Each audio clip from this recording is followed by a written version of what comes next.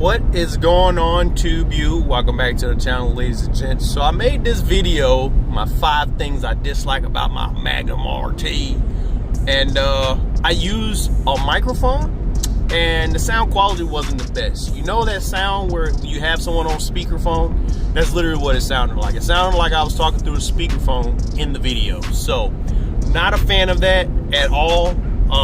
So I'm just gonna redo it. Unfortunately, I did have like a whole walk around and stuff like that, you know, some Doug DeMuro style stuff going on, and I guess we're just not gonna do that part. One, because it's windy as hell out today, so even if I did it outside without the mic, you guys would just hear a bunch of wind noise. So we're just in the car, and we're just gonna redo it. That simple. So jumping into my number 1 thing on the list is gonna be the handling. Obviously, this car is not made for handling. It's just an old boat, and that thing got a Hemi in it. That's all Dodge cared about at this point in time, and not that they've ever cared about handling, but the new cars certainly do it a lot better. Like, if I turn corners and stuff like that, the term boat, this is where it comes from. This generation of Mopar is where it comes from. I had a 2010 Charger RT, and I do not remember that thing feeling like this at all. Like, this thing just freaking floats, bends, it just rocks all around corners. Like, there's no taking corners. You don't take corners. You slowly bend around them, and yeah. Handling is not it with this thing here. So if you think you get one of these RTs, SRT8s, the SRT8 might be a little better, but I doubt it's going to be much better. Like I said, Dodge does not care about handling at this point in time. And anyone looking into these cars, I doubt you're looking for a great handling car. But if you want to, you know, turn it into a track weapon, I don't see why you couldn't. You can turn anything to a track weapon as long as you got the money and the know-how to do so. So, but as far as like taking one of these and go corner carving, nah.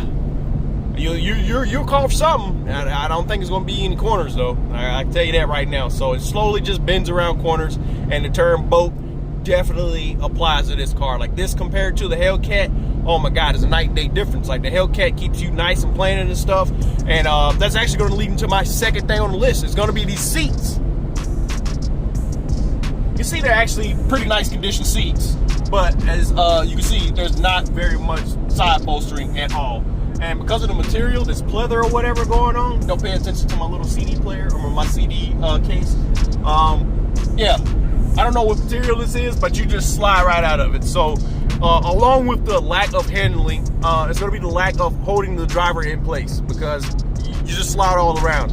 Like, I'm not a big dude at all, but some type of bolstering in these things, which was just non-existent at this point in time. And this definitely adds to that whole big old couch boat feel. I can tell you that. They're just big, comfy chairs, and you just slide all around them. Like, you're not held in place at all. And like I said, go ahead and count out any corner carving, anything like that, because 1, you won't be held in place, and 2, the car just does what it wants around corners. Like, it'll get around the turn, it'll get there, and you'll get there, but you won't be in the same place. I can tell you that right now. I'm telling you, just slide around on these seats. Now, the cloth might hold you in place a little better, but I don't think it's gonna be much better. Like I said, there's no bolstering at all, but at least it does have heated seats. Am I right?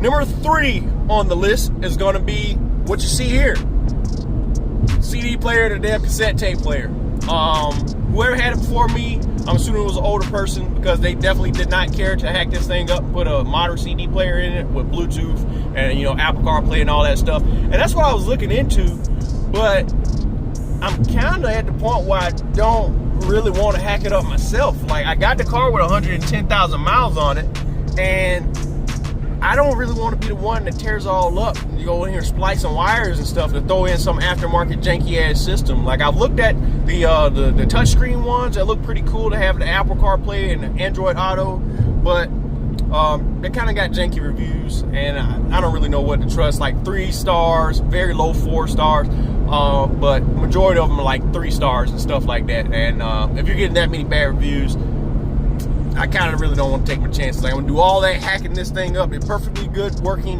and looking infotainment center, and hack it up just for something that might work.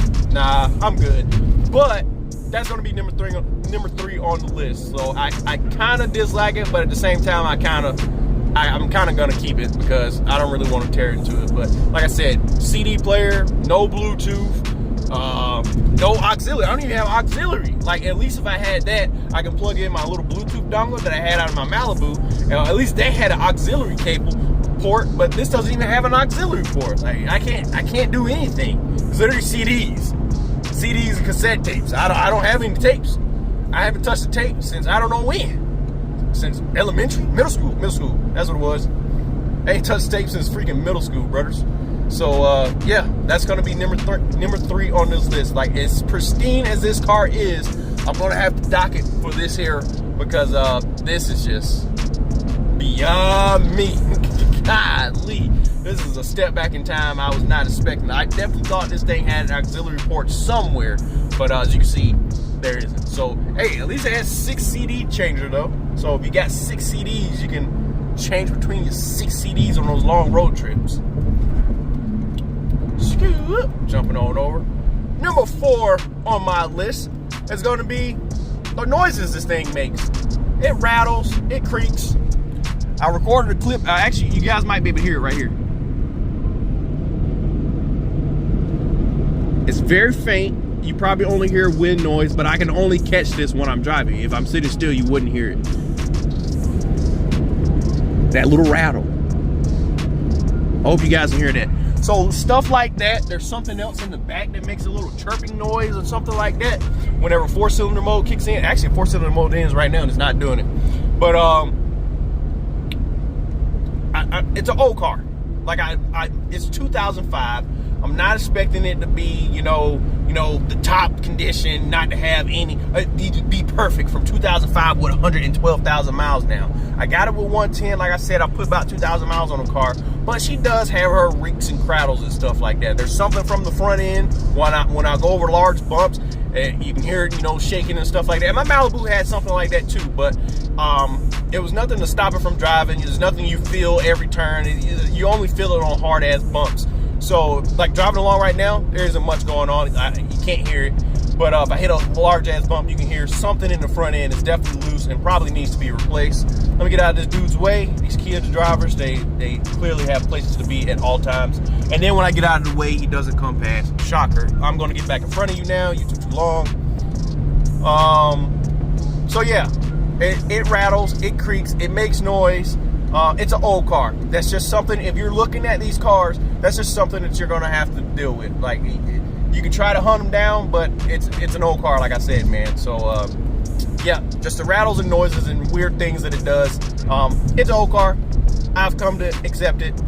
Just don't get in here thinking it's going to be a perfect automobile with no flaws at all. So that's going to be number 4 on this list. It's going to be all the reeks and crackles and noises that it makes when you're driving along. 4-cylinder mode, MDS, eco mode, whatever you want to call it, is going to be number 4 or number 5 on this list. I'm not a fan of it at all. I don't think it saves you much gas at all. It's 2005, so obviously they were trying out new things. It's the first year for these cars, so I don't think the let me get back over in the better lane. So I don't think the technology for MDS and cylinder displacement was really perfected on the very first year that they enacted it, or they put it in these cars. So it's, I don't know, I'm just not a fan of it. It cuts in, it creates drone, it just makes unnecessary noise, and I don't think you're saving anything. And it's always bouncing between 8-cylinder and 4-cylinder mode because you can't select, you can't turn off eco mode, you can't turn it off. So when you're driving along like this right here, it'll always just be bouncing along between the freaking two, and it just can't make up its mind sometimes. The one way that I figured out how to fix it is to simply throw it in manual mode. So I'll hit the stick, so you hit the lever, kicks it down to 4. I think you guys can see it, it's flashing on the screen. It's kind of hard to pick up the LED and stuff like that. But it kicks it down to 4th gear, which kicks it out of eco mode. And it'll stay out of eco mode as long as you're in manual mode. However, when you're cruising along, you're in 4th gear at highway speeds, you see where we're sitting at. So you kick it back down to auto, it drops down a few RPMs, and then 4-cylinder mode is eventually going to kick back in. So you can't keep it in manual mode to keep keep eco mode out. So you can't just keep it in manual at all times.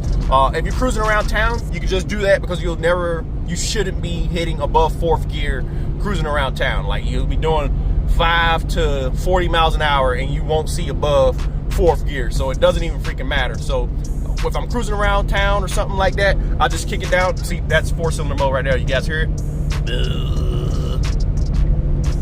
Now watch. See, it goes away.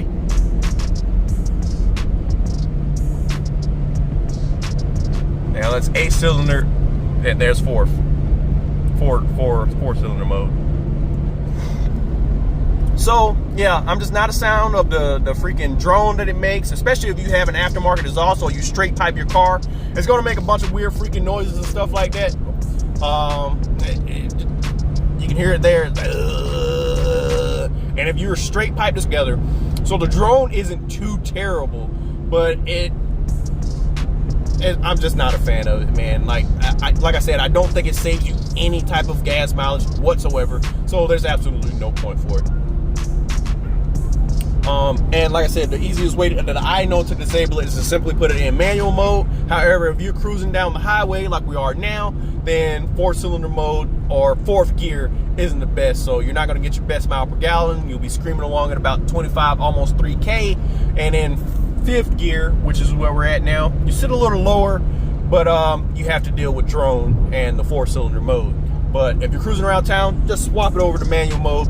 It won't go above 4th gear, but you don't have to deal with eco mode when you're cruising around town. So that's the easiest way that I know how to do it. And in my old Charger RT, I literally just disabled it with, see, it just swapped right there. I don't know if you guys picked that up. It literally just swapped over. But in my old Charger RT, oh, my exit right here, wasn't paying attention. Old Charger RT, I literally just disabled it with my Diablo tuner, and I never had a problem with it after that. So unfortunately, I don't have a Diablo for this car, so can't disable it, gotta deal with it. Oh well. That is all I have for you guys, man. Those are my 5 things. Those are my 5 little gripes, bitches, and complaints about the 05 Dodge Magnum RT. I was about to call it a Charger. Is that an M5 behind me? Looking spiffy, my boy. It is an M5. Damn. Hey man, y'all gotta see this thing clean. Damn, look at the wheels on that mug. Yeah, I'm gonna see if I can get this before I let y'all guys loose, man. This M5 is clean. You gotta see this thing. This is sick.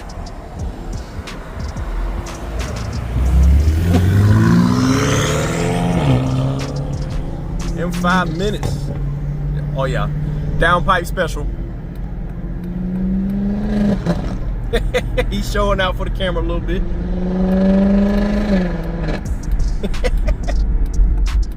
You hear the turbos from back here. Yeah. That's what happens when you don't drive your car. That's what happens when you don't drive your car, guys. You always see the cool cars whenever you drive your non-cool car. But anyway, if your first time stopping by, like, subscribe, hit the bell icon so you guys get notifications when these videos go up. Switch to the Instagram channel, Low376Slow, all one word. I'll put it down in the description. Until the next time, 2 of you, I'm out.